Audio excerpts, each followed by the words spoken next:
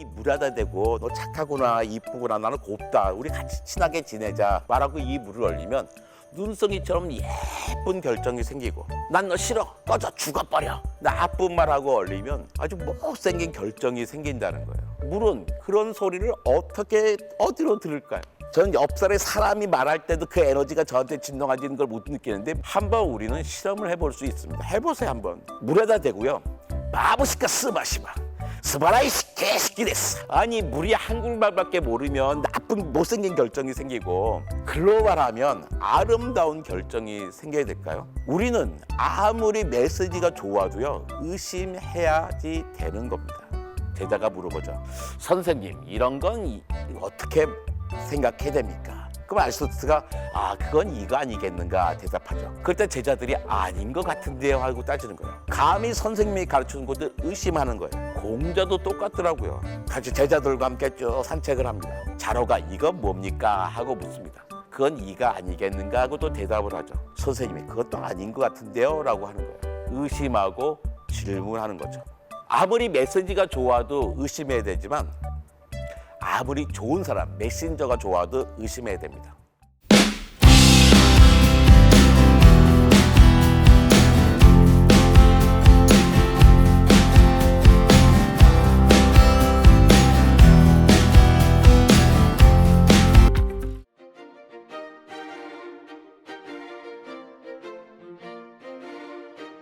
안녕하세요. 펭귄 각종과학관의 이정모입니다.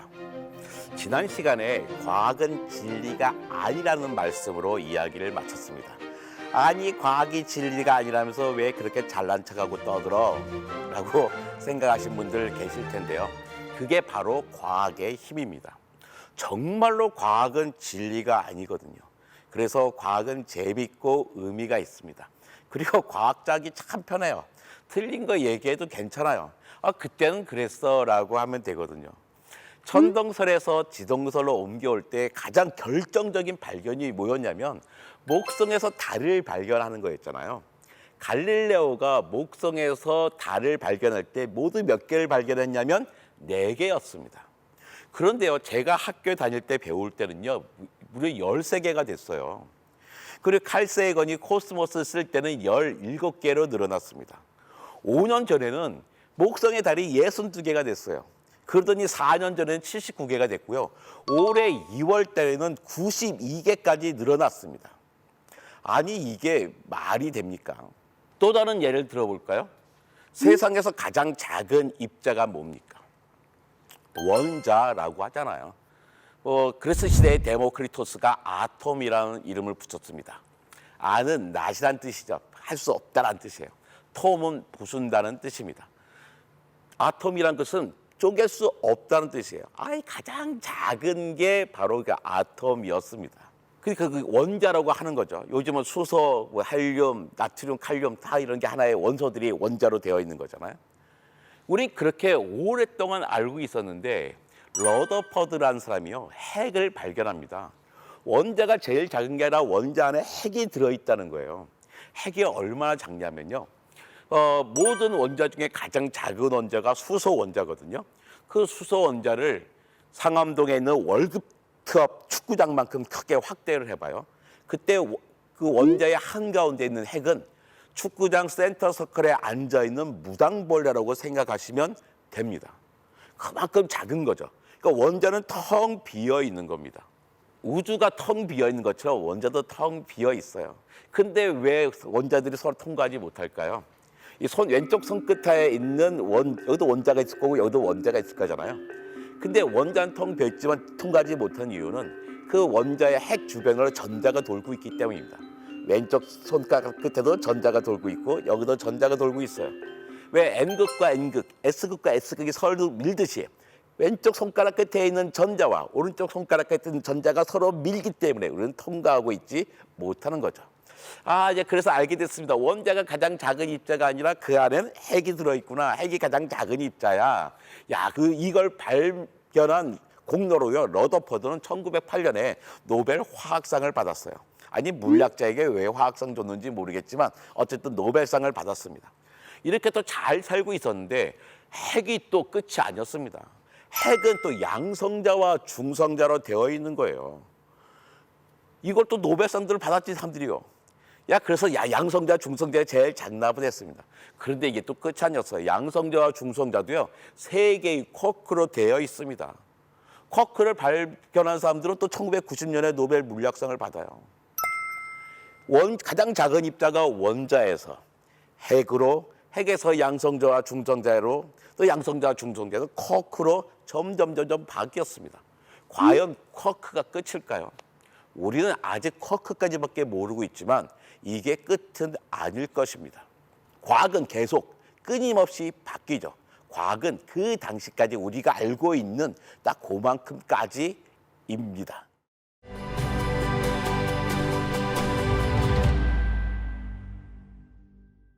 제가 어느 날 버스를 타고 가는데요. 고운 아주머니가 초등학교 2학년쯤 되는 딸에게 이야기하더라고요. 엄마가 책에서 읽었는데 말이야. 이 물에다 대고 너 착하구나, 이쁘구나, 나는 곱다. 우리 같이 친하게 지내자. 라고 예쁘게 말하고 이 물을 얼리면 눈송이처럼 예쁜 결정이 생기고 난 너 싫어, 꺼져, 죽어버려.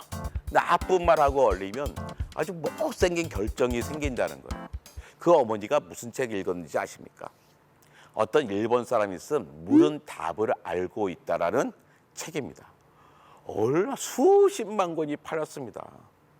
왜 이렇게 많이 팔렸을까요? 메시지가 좋잖아요.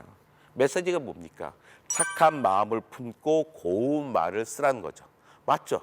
우린 누구나 착한 마음을 품고 고운 말을 쓰는 게 맞습니다. 그렇게 살아야 됩니다. 워낙에 메시지가 좋다 보니까 목사님도 설교 시간에 인용하고 스님도 설법 시간에 쓰고 그다음에 선생님도 또 도서관 사서들도 다 추천하는 거예요. 아마 물은 답을 알고 있다 없는 도서관 거의 없을 겁니다. 그런데 생각해 봐야죠. 도대체 물은 그런 소리를 어디로 들을까요? 뭐 그렇게 우리 마음의 에너지가 진동한다 그러는데요. 저는 옆살에 사람이 말할 때도 그 에너지가 저한테 진동하지는 걸 못 느끼는데 물이 어떻게 그걸 느끼겠어요? 이게 점점 새로운 버전이 나옵니다. 요즘 텔레비전에 그런 거 많이 하더라고요. 양파를 갖다가 수경 재배를 하는데요. 양파에다가 막 욕해요. 욕하면 물러지고 양파에가 좋은 말을 하면 단단하게 자란다는 걸 보여주는 거예요. 도대체 양파는 또 몇 개 나라 말을 알아야 될까요? 한번 우리는 실험을 해볼 수 있습니다. 해보세요 한번. 물에다 대고요.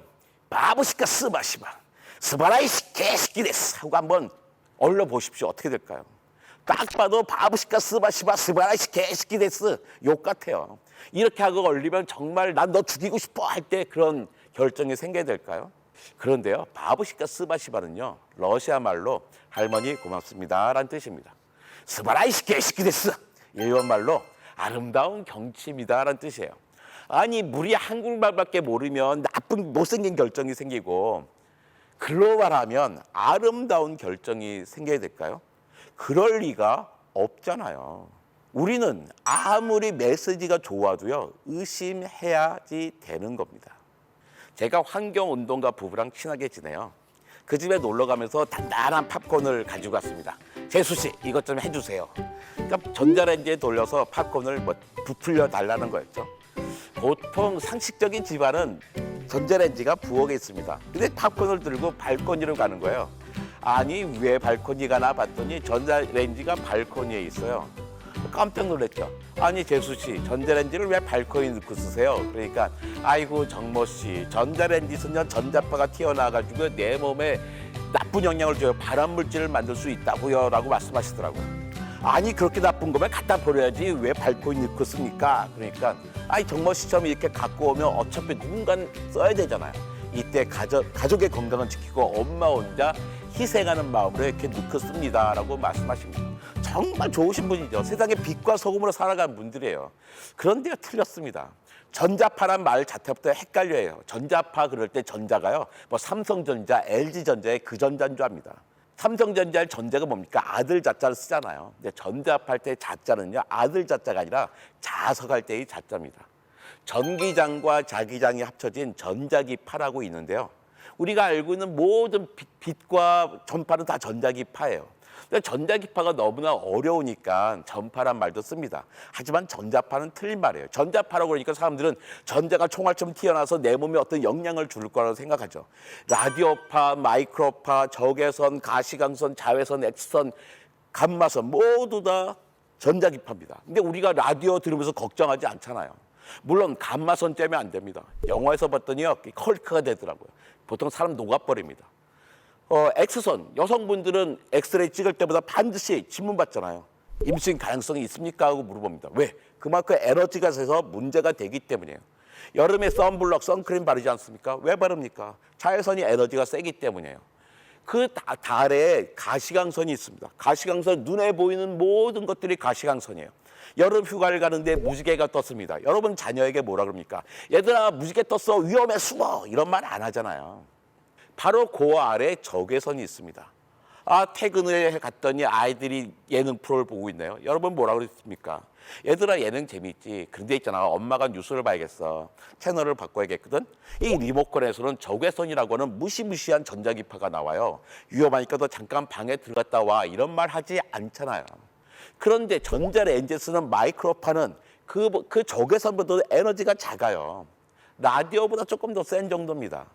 그런데 그 전자레인지가 어떻게 우리 발암 물질을 만들어내겠어요? 말도 안 되는 거죠. 근데 왜 이런 말을 믿게 돼요? 좋은 사람이 이야기해서 믿습니다. 우리는 목사님, 우리를 사망의 구렁텅이에서 구해주신 목사님 말씀 믿고 싶어요.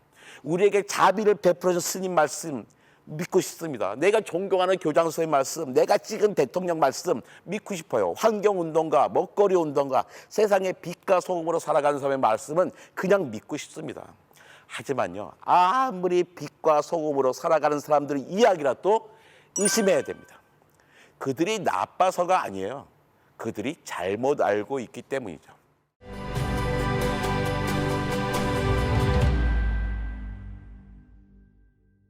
여호수아 10장에 나오는 이야기잖아요.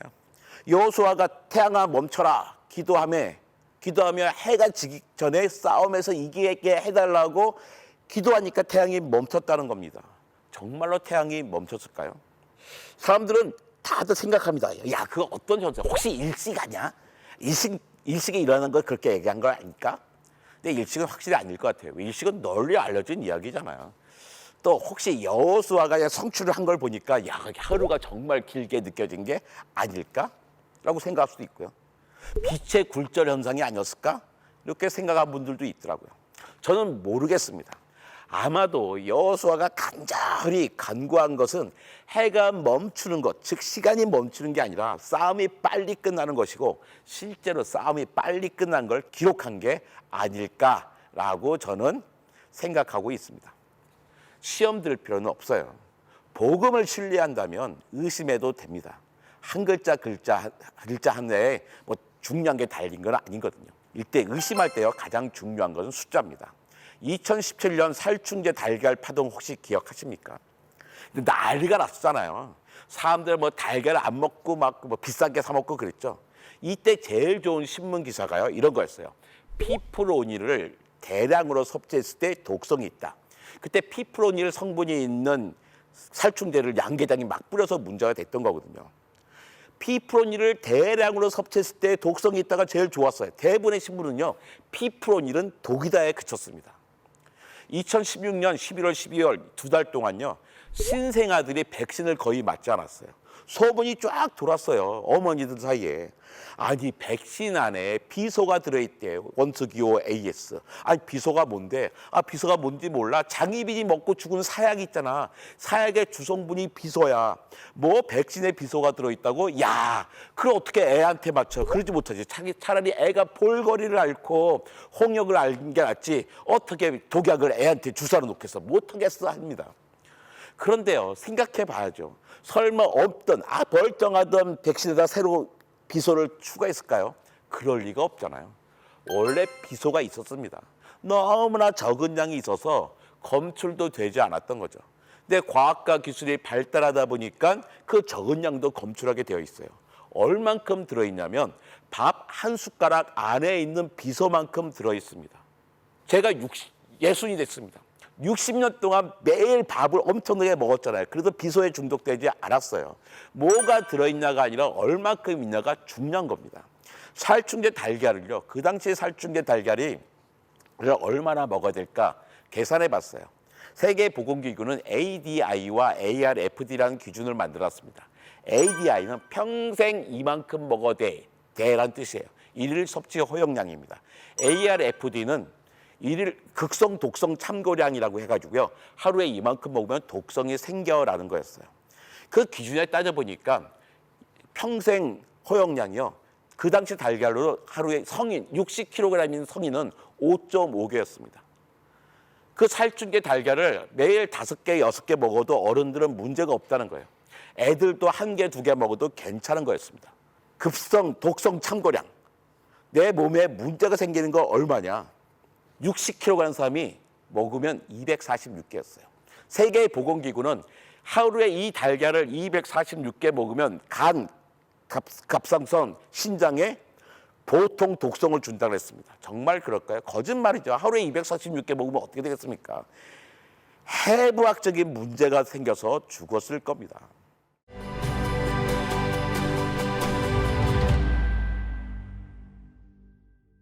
과학적인 태도란 무엇일까요? 저는 의심하고 질문하는 것이라고 생각합니다. 아리스토텔레스가 소유학파라고 그랬잖아요. 질문을 이렇게 합니다. 교실에서 막 칠판에 쓰는 게 아니라고요. 제자들과 아리스토텔레스가 딱 산보를 합니다. 제자가 물어보죠. 선생님, 이런 건 어떻게 생각해야 됩니까? 그럼 아리스토텔레스가 그건 이거 아니겠는가 대답하죠. 그럴 때 제자들이 그렇군요. 선생님 고마워요 하는 게 아니라 아닌 것 같은데요 하고 따지는 거예요. 끊임없이 의심하고 질문하고 의심하고 질문하는 것을 계속합니다. 감히 선생님이 가르치는 것도 의심하는 거예요. 공자도 똑같더라고요. 같이 제자들과 함께 쭉 산책을 합니다. 자로가 묻죠. 그럼 책에 이렇게 되죠. 자로왈 하고 그냥 자로가 이거 뭡니까 하고 묻습니다. 그때 이제 공자왈, 자왈 하면서 그건 이가 아니겠는가 하고 또 대답을 하죠. 그때 제자들은 그렇군요. 선생님께 많이 배웠습니다 하는 게 아니라 선생님이 그것도 아닌 것 같은데요 라고 하는 거예요. 그러면서 계속 의심하고 질문하기를 반복합니다. 공자님은 이게 공부라고 합니다. 의심하고 질문하는 거죠. 의심하고 질문하기가 왜 어렵습니까? 우리는 그 권위를 존중하기 때문입니다. 권위는요, 나쁜 게 아니잖아요. 권위주의에 빠지는 게 나쁜 겁니다. 아무리 좋은 분이 아무리 좋은 말을 해도 의심하고 질문하는 것이 바로 공부입니다. 의심하고 질문하지 않고 무턱대고 믿기만을 좋아하면 그건 공부가 아니라 세상에 대한 패단이기 때문이죠. 감사합니다.